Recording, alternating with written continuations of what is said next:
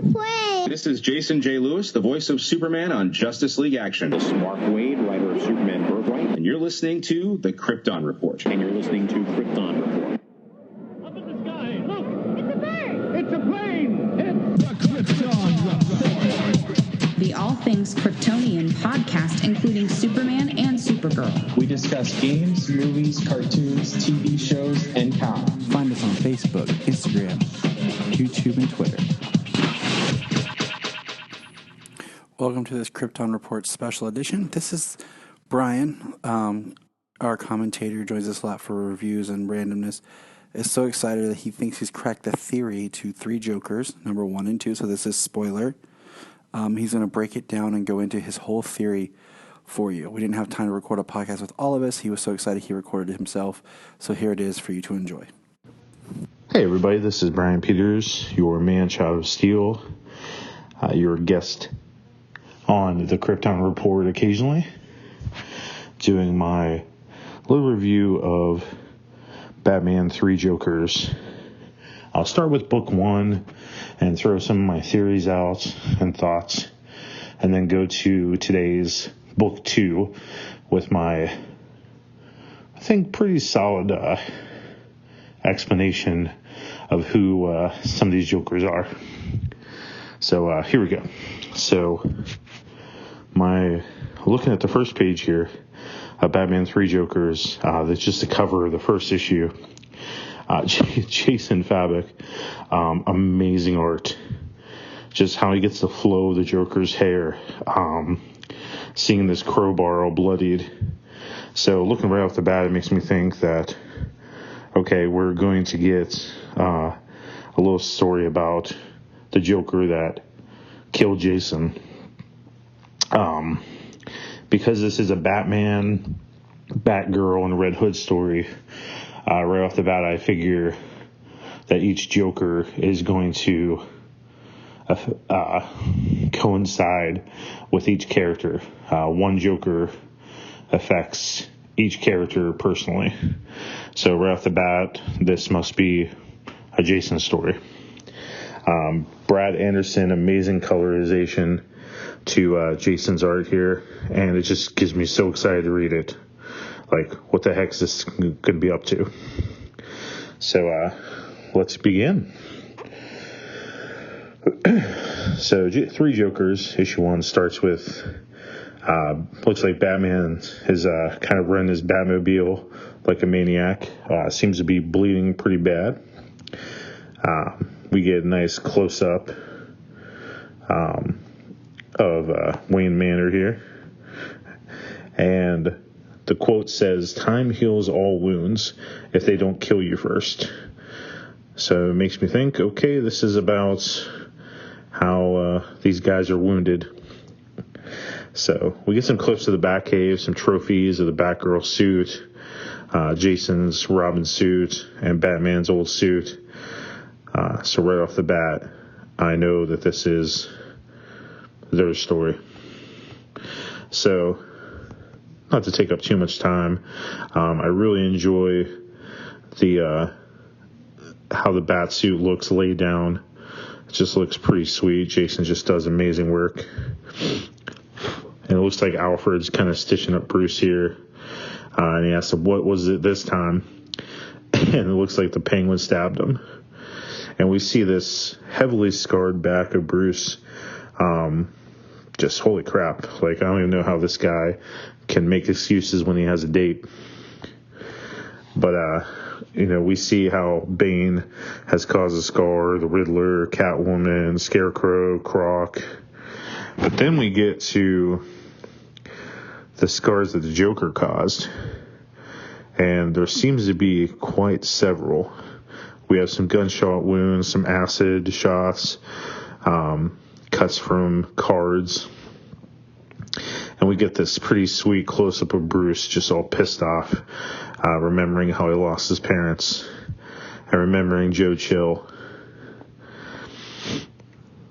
And then we hear on the news that the last members of the Moxon crime family were executed at a restaurant downtown. Eyewitnesses identify the Joker continuing his war of chaos against organized crime. The Joker began when he first appeared in Gotham decades ago. Now, they believe that the Moxon family gained notoriety when they were accused of orchestrating the murders of Thomas and Martha Wayne, but they were exonerated after petty thief Joe Chill confessed to acting alone.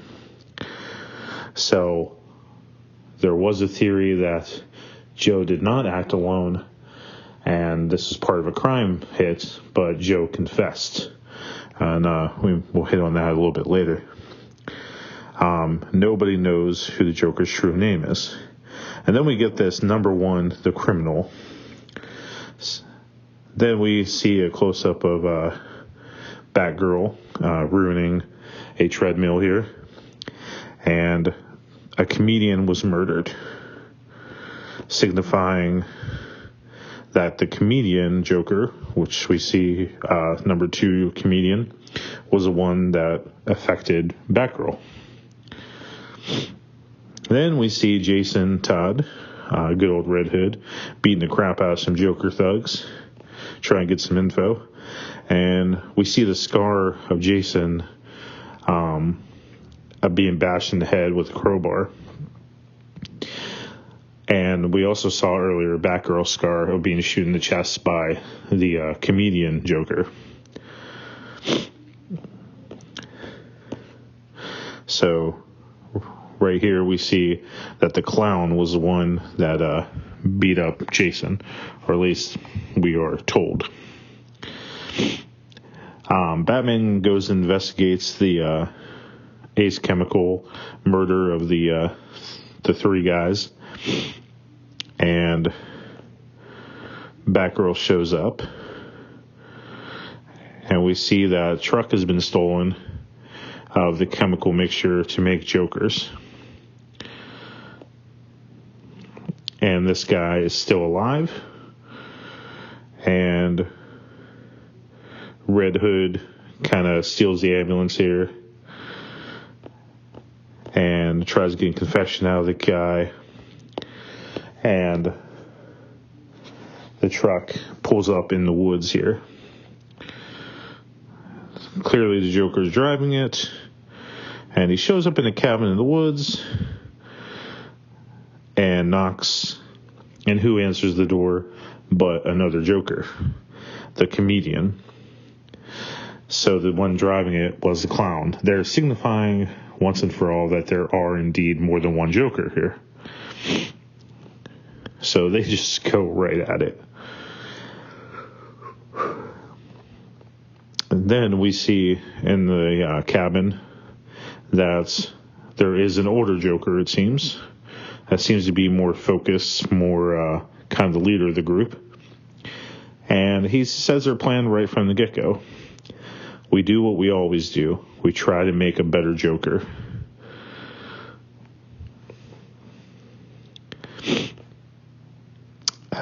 Then we see them kind of hunt the Joker down to the Gotham Aquarium. And we see some Joker fish in the aquarium vat. And we see a big giant Joker shark. Now, I want you guys to think about this. So this mirrors precisely the Joker's three-way revenge, which was Batman 52, I believe. So after the Comics Code kind of ruined the Joker and made him very campy, and you got your Cesar Romero Joker, you got your really ridiculous Batman comics.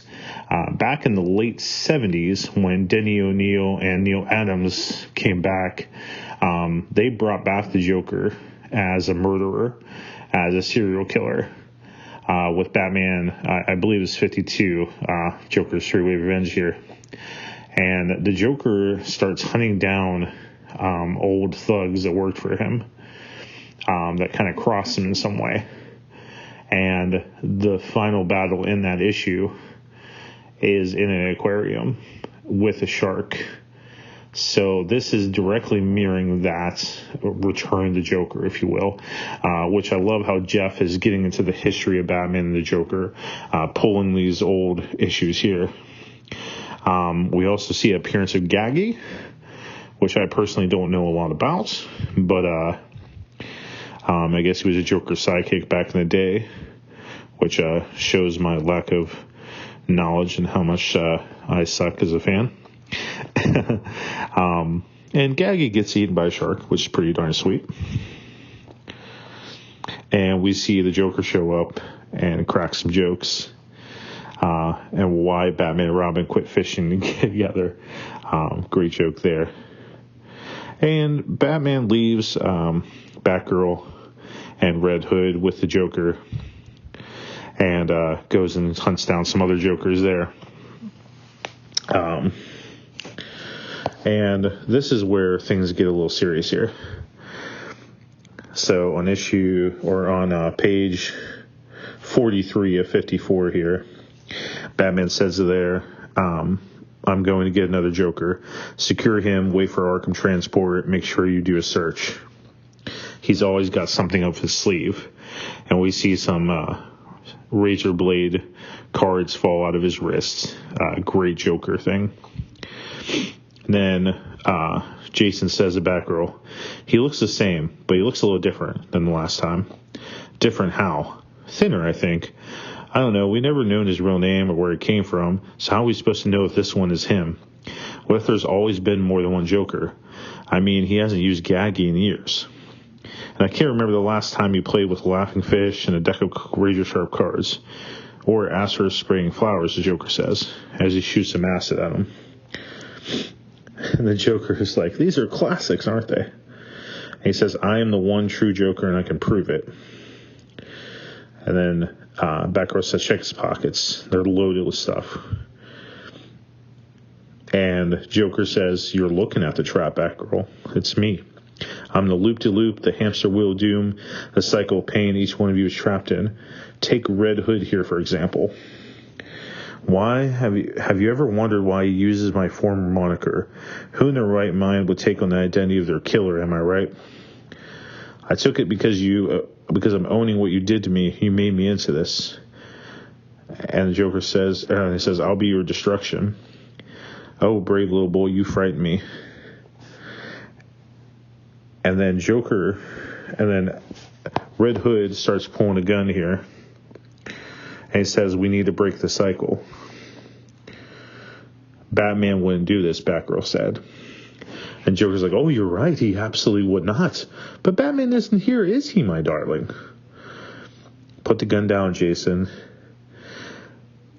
Let's look at the facts here, Bat people. I bashed this boy's skull in. I killed this Robin. And then Batman arrested me like you're doing now. He brought me to Arkham, and that was that. Until it wasn't. You didn't kill me, you only made me stronger.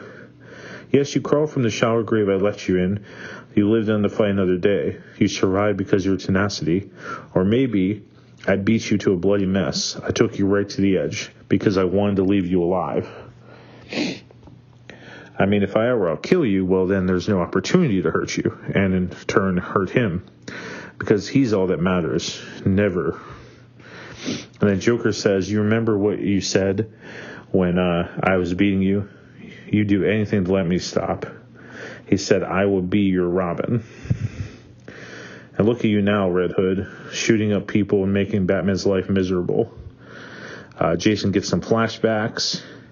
He pulls the trigger. Batgirl shoots a batarang, but misses.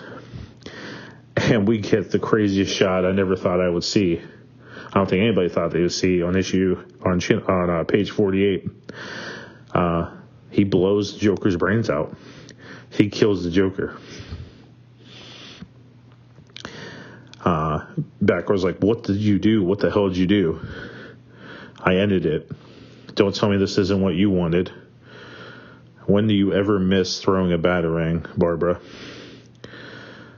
And then he says, I hope this is the right one. Wow. So, I have some theories here. So my theories are that, just reading this initially, the first issue here, I want to think that this comedian, or I'm sorry, the clown, was the one that killed Jason, was the one that hit him with the crowbar. And this is the one that came in Joker's 5-way revenge. So I believe that the criminal, or we'll call him OJ, that's for old Joker here. I believe that OJ was the original Joker, and he created the Red Hood gang to train new Jokers in an effort to make the perfect Joker, the perfect villain against Batman. And as Batman was building a Bat family, like Robin and Batgirl and all that, the Joker figured, well, why don't I make a little army of my own? So when you see The Killing Joke, that is an origin story for this this clown Joker, if you will, or the comedian Joker. That's what I can't really tell. I can't tell if this is really an origin story for the comedian or the clown at this time, which we'll get into in just a second in issue 2. But when you read Zero Year for the Joker, you see that the Joker, or the Red Hood 1, if you will, kind of had sleeper agents all around town. People that would be part of the Red Hood gang through blackmail or whatnot, or maybe they were a homeless person. So I think OJ kind of just takes these homeless people or members of society and trains them in the Red Hood gang, and whoever shows the most promise, the most criminal factors that he likes, they will become a new Joker, which is where we got the clown, if you will, in Killing Joke. You know, he was, or the comedian, I'm sorry, where you saw how he was married, he had a wife, they had a baby on the way. He was in desperate need of some money because he was a failed comedian, and he meets this kind of Red Hood gang, these criminals that want to break into Ace Chemicals. And then he falls in the vat of chemicals, and it kind of all goes to crap for him. And we see his insanity there. I believe that OJ, in an effort to make a new Joker, was training these guys, and he made the comedian into Joker. He killed his wife. He, burned down the place. I believe that he was like kind of a boss to these thugs that were working with the comedian Joker that night. That there was this kind of extra party that we never saw. I also believe that this comedian, which we see in here, that is the one that did hurt Barbara Gordon, but I'm starting to wonder if this one also hurt Jason. But I believe we did kill the one that Jason did kill the one that hurt his head. Or Basserman. I think so. Issue 2 really confuses my whole thoughts on it. But I believe their main goal here, the main mission of these 3 Jokers, is to turn Jason into the new Joker, which would be something that has never really been tried before, to my knowledge. And it would be something very, very scary, very terrifying. But I just think that OJ has just been creating Jokers and kind of hiding in the back, hiding in the scenes. And when we got the New 52, it's very possible that more Jokers were created. So, I mean, Jeff Johns and Jason are saying that there's 3 Jokers now, but that doesn't mean that there's always been 3 Jokers. There could have been more. They say that there's no multiverse situation, but I would say through the timeline that this is probably right before Rebirth, or maybe right at the kind of start of Rebirth, before things kind of get changed again. It might be right at the beginning, right after he talked in the Mobius chair. So this would be after Darkseid War, obviously, but maybe right before Rebirth. I don't know. I kind of wonder where Nightwing is, because, Nightwing's my boy. But anywho, so going to issue 2 here, this is where things kind of get really, really interesting. And it adds more questions than I ever really thought. So the cover here is of OJ in his little first appearance scene that we see in Three Jokers #1. So this makes me think that it's going to be focused on the old Joker, but who knows? So turn the page here, we see a little house, and we see a Joker come out that looks just like the clown Joker that we just killed in the last one. So immediately confused. But it says it's the comedian, so this is the one that I guess hurt Batgirl. Even though him and the clown look pretty much identical. I guess they changed suits. Maybe these two are interchangeable. I don't know. But he says, "Honey, I'm home." Immediate head scratcher there.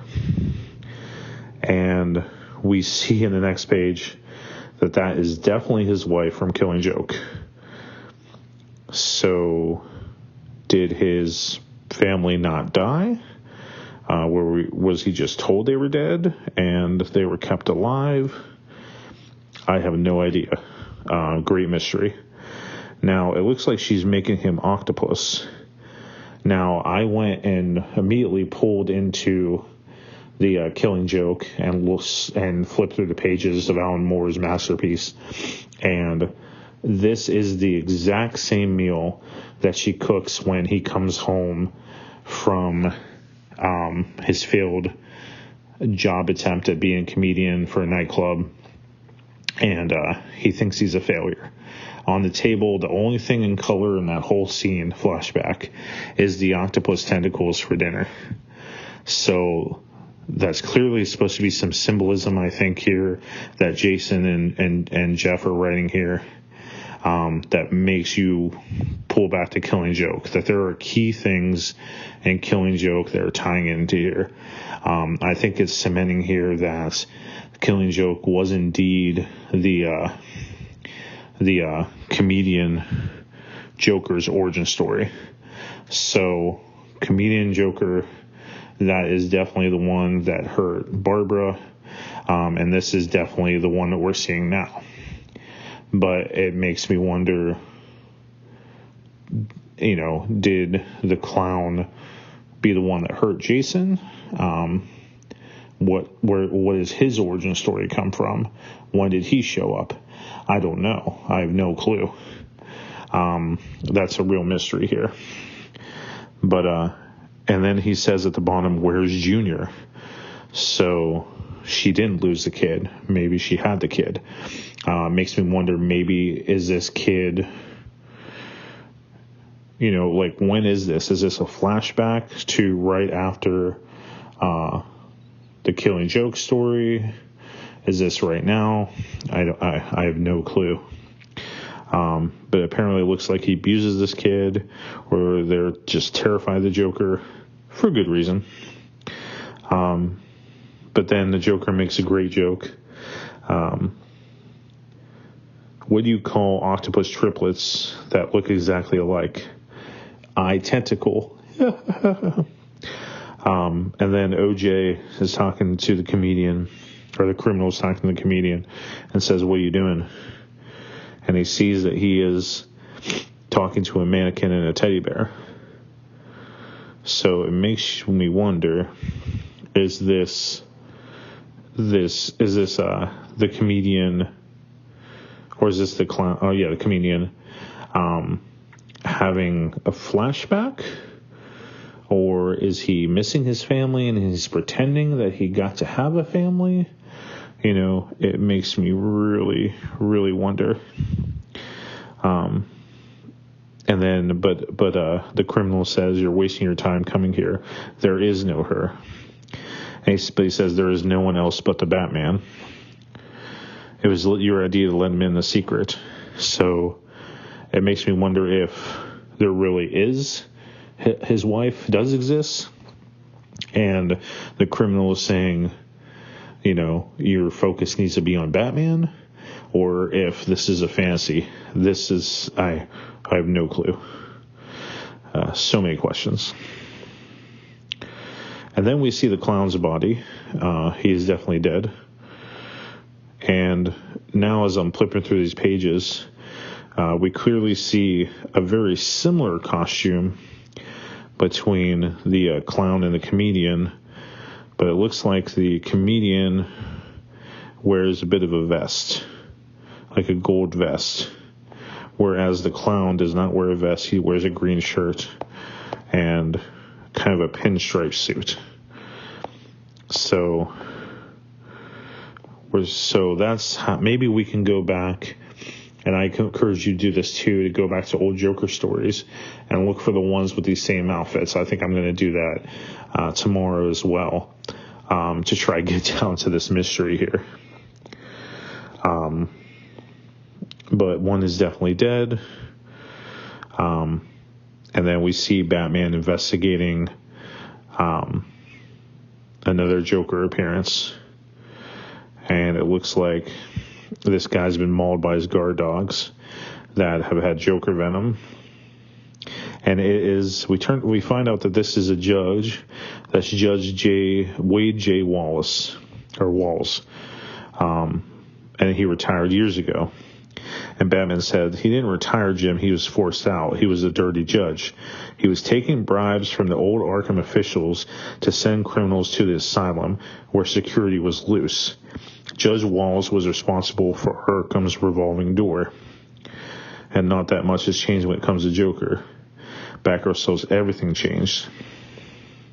So now that makes me wonder if maybe the Joker, you know, the criminal, had to deal with this judge to have loose security at Arkham so that he could get Arkham patients out of there to attempt to make them Jokers. Just makes me wonder how the Joker got out so much. You know, how people got revolving doors at Arkham. I bet you that the criminal had some type of deal with this judge. And then Batgirl wants to talk to Batman in private. And Batgirl tells Batman that he killed the Joker. And is like, what are we going to do, Batman? And Batman just kind of stands there and drives. How they're able to drive side by side and talk through a window in high speeds, I have no idea. But I'm deaf and I can't hear anything when I drive anyway, so maybe normal people can do this. But I'm not normal, so I cannot do that. And Batman says to her, he killed the Joker, he murdered him. Or, I'm sorry, she said he killed the Joker, he murdered him, Bruce. And then Batman said he killed a Joker barber. That's all we know. And she's like, a Joker? The Joker? Whatever the case, what do we do about it? Batman says we don't do anything. If we arrest him for murder, he would be enforced to unmask. And as the only witness, you would have to, too.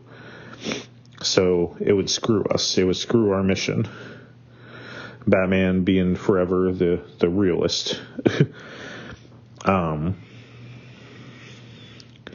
And Batgirl's like, what's wrong is wrong. He shot somebody, whether it's original Joker or not. He shot a human being. We gotta do something. And Batman's just like, you need to understand Jason's suffering. The Joker hurt him, but he healed wrong. He got more violent. You got stronger. I was hoping that he would get stronger like you. And Batgirl calls out Batman. It's like, you could have helped him, Jason, get stronger. And Batman said, I thought he was dead. I wanted to help him. I thought he was dead. I'll never forgive myself for leaving him in that grave either.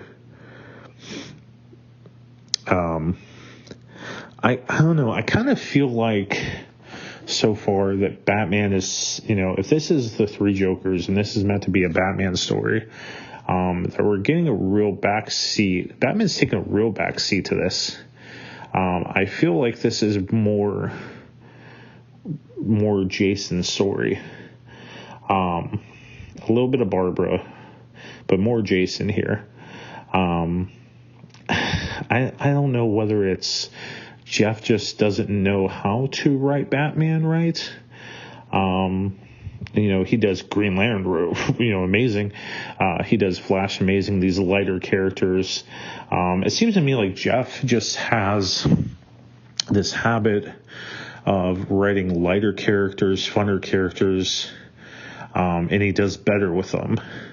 But when we get into a serious character like Batman, a darker character, maybe Jeff just isn't at his best at it. He doesn't know how to write that character. Or maybe I'm just being too critical of Jeff, because he is amazing. He is one of the best writers there is. Maybe I'm just being critical. Maybe we're going to get that big Batman moment in the third issue. And I think I think we will, as we're going to get to in a second here.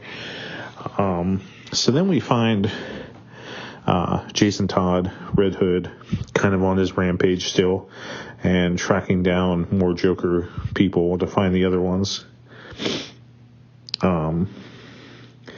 And we find out that Batman is on his way somewhere, and Batgirl has no idea where they're going. But she does say that, I think you got to make Jason put the Red Hood away and the guns before he keeps killing people.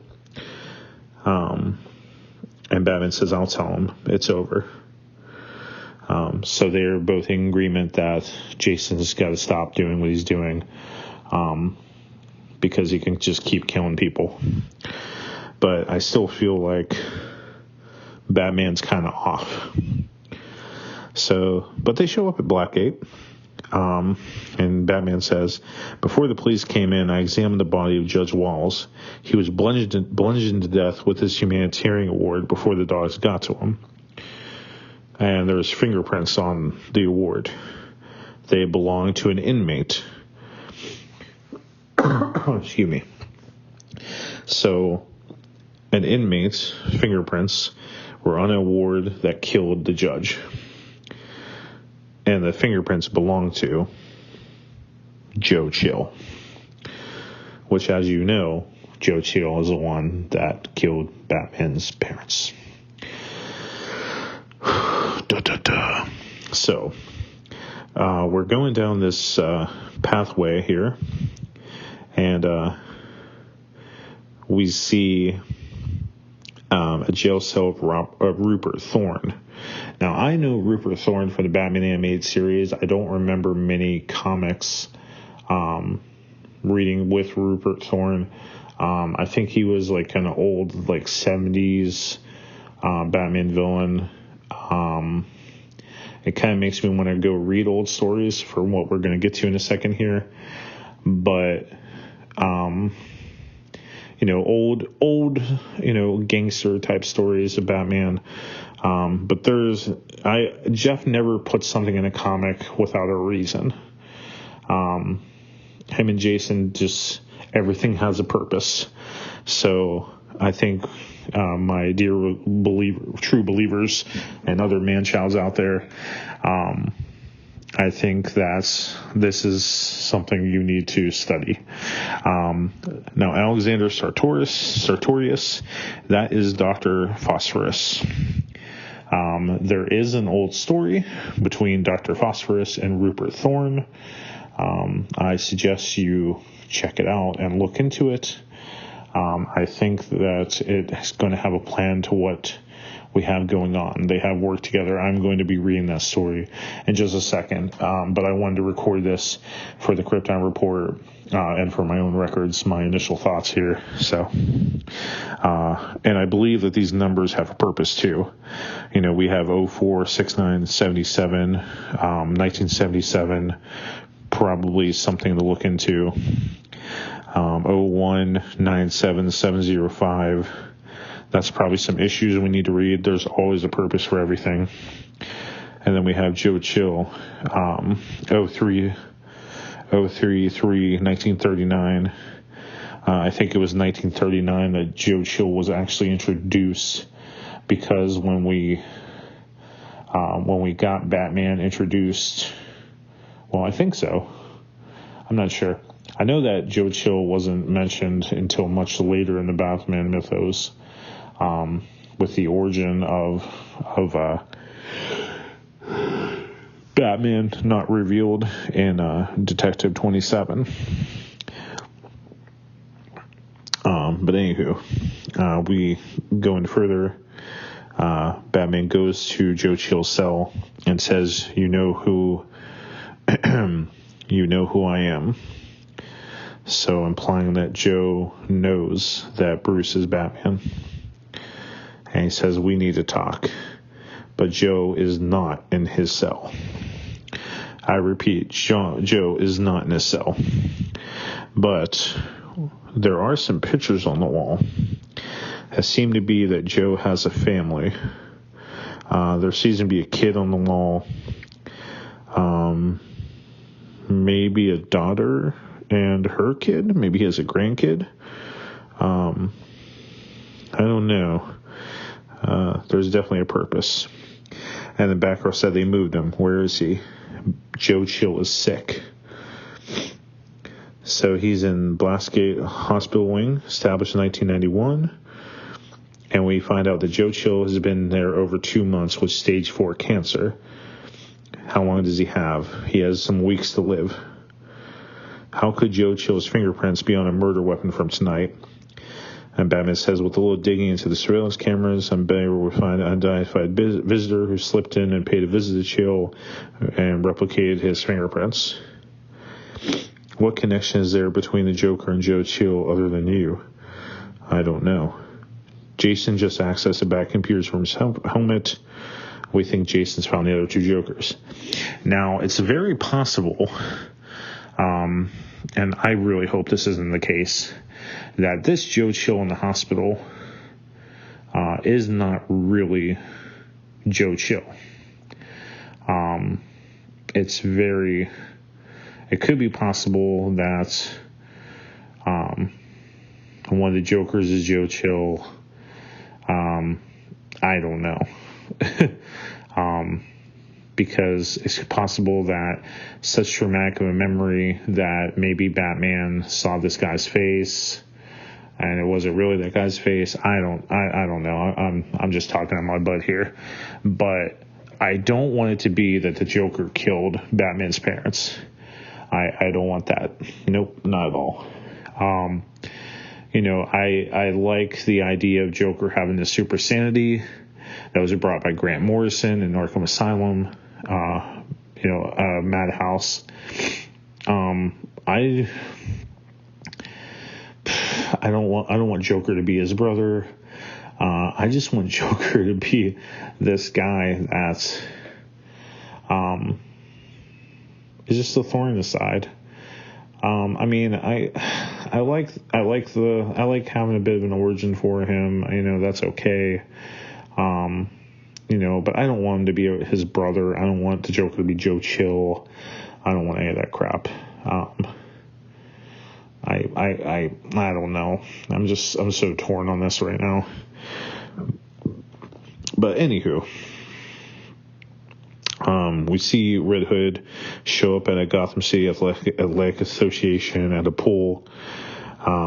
Nice touch by Jason to have the chains be broken and make a smiley face on the ground. That's very nice. Jason has a crowbar on him, so nice touch there. And Jason finds a swimming pool full of Joker acid with a whole bunch of naked bodies in it. Which, if that is your thing, then sure. And Jason is checking the chemicals, and some dude jumps out of the pool screaming, "Help me." But Jason has no mercy for him because Jason is a member of Cobra Kai. So, and we see a Joker pull up Jason and said, "We hope you'd come." And he dragged Jason and say, "Yes, he'll be perfect." Which makes me wonder, is my theory correct? Are they trying to make Jason into a Red Hood or Jason into a Joker? And that was really their plan all along, that a Red Hood would become the next Joker, whoever wore the hood. That's my theory. So the criminal says, "Jason Todd, petty thief. You should have been cuffed and arrested. But then Batman's hook you in to make you the second Robin. You were reborn. And this Joker has a cane, which signifies to me that this Joker is probably pretty dang old. I'm guessing probably late 50s, maybe early 60s. And Jason's stripped naked because, of course you have to draw these guys naked now, for the ladies reading. But he said, you were reborn, and then after your death, you were reborn again. And he says, things happen in threes.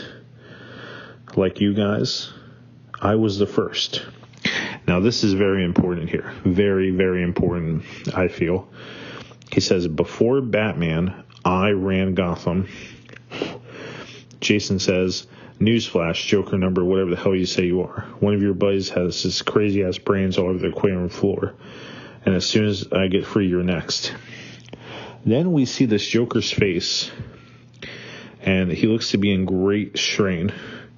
And he starts laughing and kind of has to pull his face back together. Jason says, what the hell's wrong with you? And Joker says, I'll let you in on a little secret. It hurts when I laugh. So right then and there, Jeff is pulling in Joaquin Phoenix's Joker, how it hurts when he laughs. Very interesting stuff here. So has it been that because the chemicals put on this permanent smile that this Joker kind of pulled his face together, and when I know that when someone's fallen into that of chemicals, that their face has got like a permanent smile in there. I'll get to this in a second with my theory on who the criminal is. But Jason's like, so you're trying to tell me you're the real Joker? And this guy says, who is the Joker really? We're going to find out, as we hear from the comedian here. And then the helmet's put on Jason, and we see maybe one of the most badass images ever. The red hood with a red smiley face on it. So if they're going to make Jason into a new Joker, I think this looks totally badass, and I'm all for this. This is something that's never been done before. It makes Jason a huge threat again. It makes him have a really sweet story. I mean, Jason Todd in these past few years has really, really got his due. I mean, we saw the first live action Jason in Titans. The kid's an asshole. He's perfect. I love him. We're seeing a Death in the Family story come back and animated. We're seeing the first live action Red Hood and Titans season 3 coming. We're seeing a lot of focus on Jason right now. He's getting the respect he deserves. I only wish that we can see some respect for Tim Drake sometime soon, but I highly doubt it, as the general public likes these really badass anti-heroes, and I don't think they're going away. So I say DC capitalize on it, because in my opinion, Red Hood is more badass than Deadpool. Yeah, I said it. But anywho, so he put this hood on him and said, we've been considering we've been spent considerable time trying to best answer that question. Who is the Joker? We found that judge. a serial killer, a surgeon. So it looks like maybe they try to make that judge into a Joker. They tried a serial killer. They tried a surgeon. So it makes me, so maybe this is showing here that there were six Jokers at one time. So probably the judge didn't work out. A serial killer, maybe they're talking about the new 52 Joker. And that, like, it kind of makes me wonder if OJ, or the criminal, if you will, implants these Jokers with his memories somehow as he creates a new one.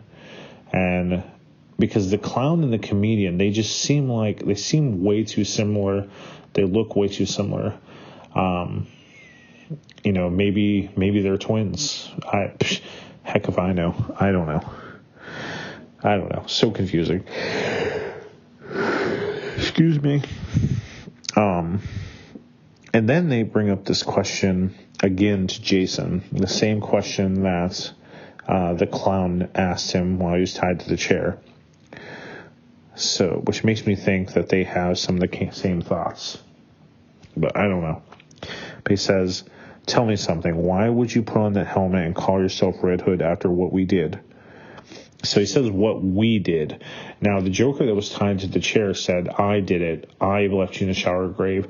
But now, the criminal was saying after what we did. And Jason says, is every one of you copycats going to ask me the same thing?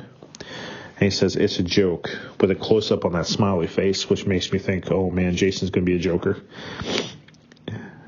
And then we see a close-up of the crowbar with the comedian, and he's holding that crowbar. And criminal says, a joke, we left you with brain damage and permanent nerve pain. Physical and emotional trauma so severe that the only relief you ever find is when you inflict pain on others. You and me, boy, were more alike than you care to admit. But you already know that already. You nearly died and you blame the Batman. You hate him for it. Me too. So, criminal says, he nearly died as well. And he blames the Batman and he hates him for it. And criminal says, but you hate Batman. You hate him most of all. Batman needs a better Joker. But to put it simply, you're just not bright enough.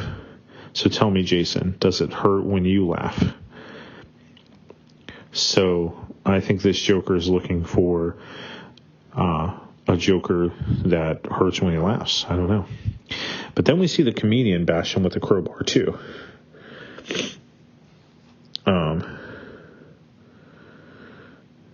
And then criminal says, and then as comedian bashes him with the crowbar again, criminal says, we were hoping it might be you. It would have made so much sense. You were the first Red Hood, and then you were the Joker. But that's not in the cards. First you were Red Hood, and then you were Joker. But that's just not in the cards. But then the comedian says something that just so confuses me. You know, this really is more fun than it was the first time.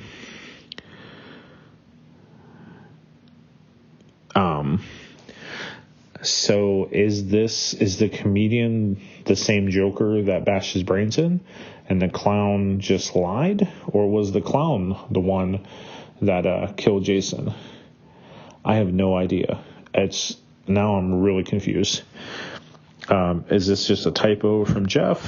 I don't know. This is really more fun than it was the first time. Because the clown, before Jason blows his brains out, makes it pretty clear that he's the one that, did it. I don't know. But the comedian says, why would I make sure you stay dead this time? I'm rooting for you, kiddo. Why, I hope you rise back up and prove us wrong as the Joker. Boom. Batgirl comes in, kicks the door down. Batman's like, couldn't you have done this more quietly? And Batgirl's like, well, he didn't enter quietly. And Batman's like, point taken. And they find the army of naked Jokers. And they are in bad shape. And they're just victims. And Batman kind of takes them out with the Batmobile, runs them over. Excuse me. They're asking for help. Batgirl wants to trying to save Jason, and one's saying, "Save me." And it's like, Jason? I'm not Jason. And they thought it was him. More into the precursor of Jason's going to be a Joker. I'm calling it. And, Joker taunts him with Jason all busted up. Jason's kind of really scarred here. Don't touch me. And it says, you're the Red Hood first, and then you become the Joker. Thus signifying that maybe Criminal is indeed training these guys. Whoever becomes the Red Hood becomes the next Joker. Boom. My theory. Fantastic. And there are more than one out there that have been for a long time, and they want to make another one. Someone who knows you and hates you. So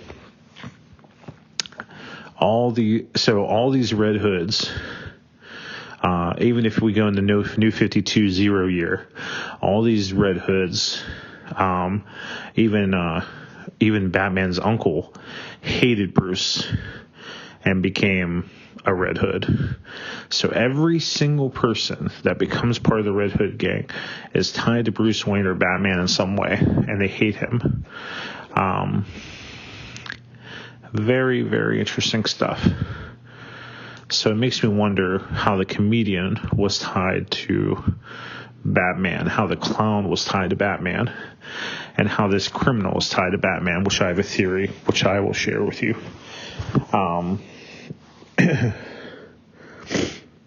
Am I all right? What do you think, Bruce? You did this to me. You put me on this path. You made me the Red Hood. And I hate you for it. I hate you for leaving me in the dirt. You replaced me with one Robin after another without a thought.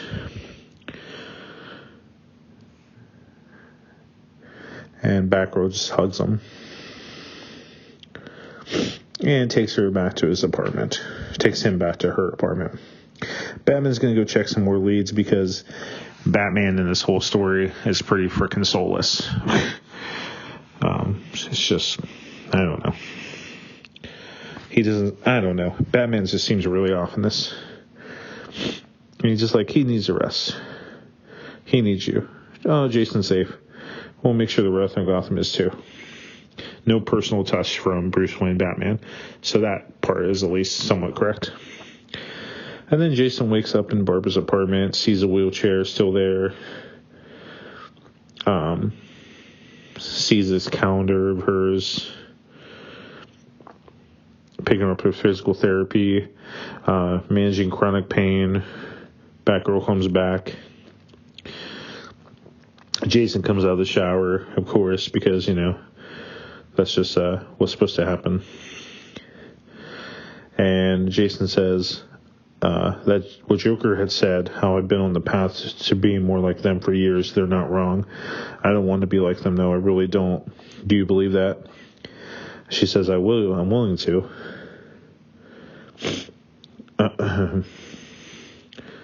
And Barbara says, this calendar, it used to hurt me to look at it, but with the help of healing from my dad, my physical therapist, and so many people being there for me, I try to look at the positive, a tragedy that I was able to literally walk away from, thanks to the people that love me.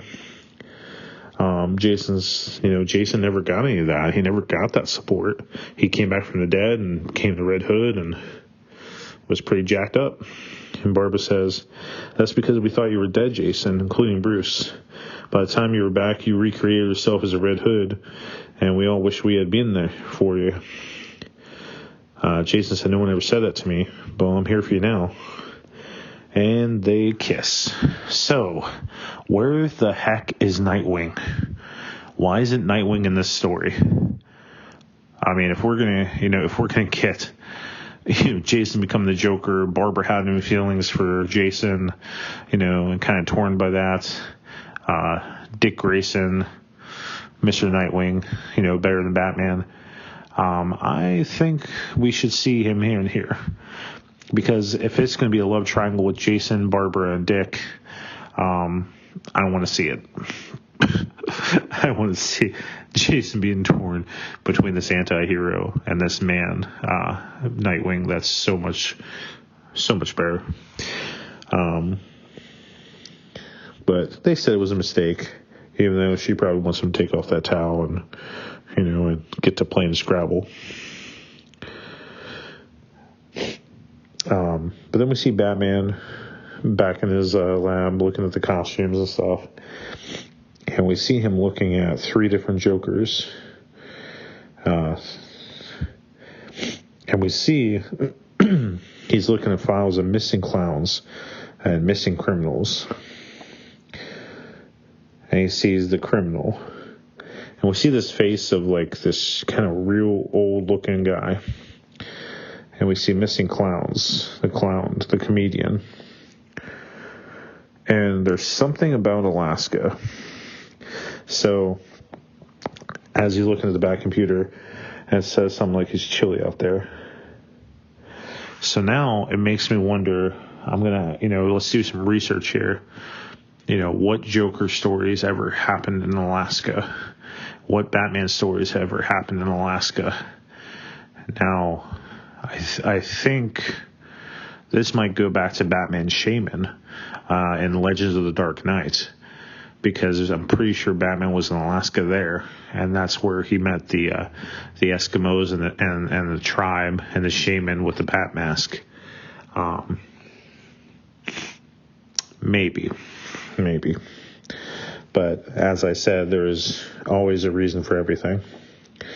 And it looks like Blackgate's been broken into, and someone says it's chilly. Do you get it? You get it, Chill? It's chilly. Joe Chill says, what do you want with me? Joker says, first, to warm you up, Chill, you need your hat. And it's lights, camera, and action. It's time to finally confess, Mr. Chill. Why did you really kill Thomas and Martha Wayne? And we see the comedian there. And the issue's over. So, remember in 3 Jokers issue 1, it said the Moxon family were being investigated for the murder of Thomas and Martha, but then Joe confessed to it all. So now I'm very confused here. Like, what, did the Joker have a hand to the murder of Batman's parents from the beginning? Was he an old criminal? Was he part of this crime family, the Moxon crime family? What's the deal there? Even in the book, even in the show Gotham, even with New 52, it was a Court of Owls kind of conspiracy thing for killing the Waynes. There's only been more to it. I mean, I kind of just like it being a normal mugger that just was desperate that night, and it was just, he just killed the Waynes. I don't know if I really want all this conspiracy theory with it. I don't know. But I am a little torn, I'm a little questioning, like, did the Joker give Joe Chill cancer? Is the Joker going to make Joe Chill into a Joker? Will this vat of chemicals cure Joe Chill of cancer? Makes me wonder. I think I need to go back also and read Joker Last Laugh, because in that story, and this was, I think it was like pre-Infinite Crisis story, or maybe it was post, I can't remember, but there was a story where the Joker was actually sick. I can't remember what he had. Maybe it was cancer. and he was dying, and he won the one last hurrah. Excuse me. I don't know. I feel like I need to read so many more Joker stories, but I have a theory, ladies and gentlemen, and children of all ages, and I want you to really think about this. I want you to do some Batman research yourself. So, this criminal Joker said, and he seems to be very old school, he said, I ruled Gotham before Batman showed up. So, let's go back to when the Batman first showed up. So, in the very first appearance of Batman in Detective Comics 27 in 1939, I believe it was, maybe 37, the very first person that Batman faces against, or his very first antagonist, villain, if you will, is a guy by the name of Alfred Stryker. Now, Alfred Stryker was an executive at Apex Chemicals, according to the original Detective Comics 27. And he wanted to kind of rule the company himself by eliminating 3 other guys in the company. So 3 other guys in the company. Could that mean something? I'll let you decide. But he tries to eliminate them, and he's the head of a chemical company. Yes, put that in your mind. And Batman stops him. Now, this Alfred just kills 2 of the other guys, and the last one he's about to kill, and Batman stops him, and Alfred falls into a vat of acid.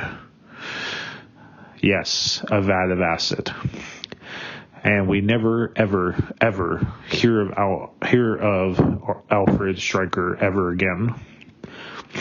But years later, we get the Joker, whose origin wasn't really didn't come to be until later on in the Batman mythos, where it's implied that the Joker was the leader of a Red Hood gang, and Batman fought the Red Hood and fell into a vat of chemicals to the newly named Ace Chemicals. I don't think Apex is really ever mentioned after that. It kind of changes to Ace. So this is very interesting here, because in 2011, when we get Detective Comics Volume 2, kind of the relaunch of Detective Comics, or reboot, if you will, with New 52, before Rebirth renumbered Detective Comics.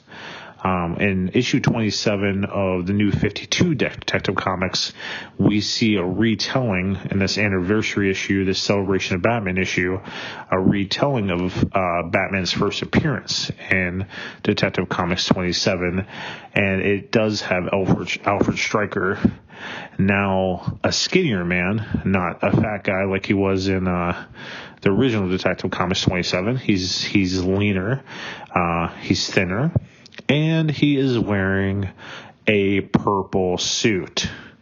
If you don't believe me, please look into your DC Universe subscription, and you will clearly see that this guy is wearing a purple suit and is about to kill an executive just like before. And what the heck happens? He falls into a vat of acid. Never ever mention again. Never ever in comics anywhere. And at the end of that scene, though, in the story, a hand comes out of the acid, and even when the guy falls in the acid, he says, "My face is killing me," and screaming for his life. But somehow Batman doesn't hear him, because Batman already leaves, assumes he's dead. So I believe that without a shadow of a doubt, that your criminal Joker is Alfred Stryker, the first ever antagonist that Batman ever faced. The first criminal Batman ever faced is Alfred Stryker. And Jeff here, being the genius that he is bringing up this history. This criminal Joker obviously has some big vendetta against Batman. He said he ran the town before Batman. He would have ran Apex Chemicals, or now Ace Chemicals, as we know, is directly tied to the Joker in all ways. Purple suit, tied to the Joker. Falling Nevada Chemicals, tied to the Joker. Boom. And we know that he could have ran this whole company of Ace Chemicals, but then Batman showed up, yada, yada. And why do we never hear of Alfred Stryker? We never hear a dang thing. So I think Jeff pulled in his Batman history, being the smart genius it is, picking up Alfred and making him the original Joker, without a doubt. Where the comedian comes from, he comes from the Killing Joke story.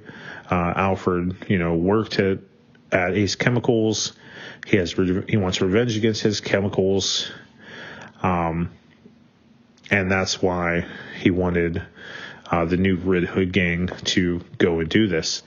Where the clown comes into effect, I don't know. Did the clown hurt Jason Todd? I don't know. Did the comedian hurt Jason Todd? I just don't know right now. But I feel that Alfred Stryker fell in Nevada Chemicals, became the first ever Joker, came back in 1940 with Batman #1 as this new character, the Joker. It all fits. If you want to go back and read The Man Who Laughs, which is a great retelling of the first Batman #1 appearance of Joker, I suggest it. Do your research. Let's solve this mystery together. But I believe that I've solved at least who the criminal is. That is, without a doubt, Alfred Stryker.